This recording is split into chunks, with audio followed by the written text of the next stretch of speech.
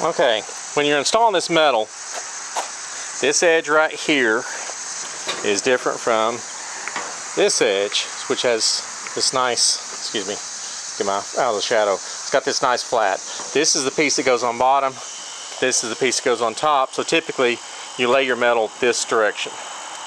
And to screw it in on schedule, put a screw next to the rib, and then just on the first gap, first distance between the first and second rib, you put another screw, and then a third screw, a fourth screw, and a fifth screw. I'll show you it over here a little bit easier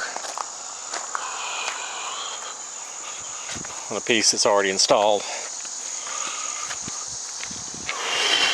Okay, so first piece up, one screw, two screws next to the second rib, third screw, fourth screw, final screw, fifth screw. And there's our overlap. So basically all the panels, you've got a screw right next to the rib. I see a lot of installers putting this right in the center to save one screw. That's a big no-no. It's not structural unless you have that screw in this channel right here, right next to the rib.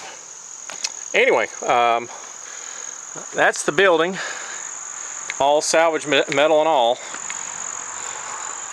And we'll get her all buttoned up, and I'll show you guys how to cut metal here in a minute. So even my shelf here is made from a pallet that I salvaged, even though I've got tons of lumber. It was just, my pallet was in the way, easier to cut it up and use it for something.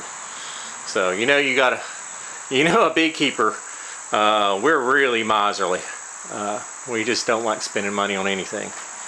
Anyway, hope you guys liked the video. Like and subscribe, and I'll keep making videos. Thanks.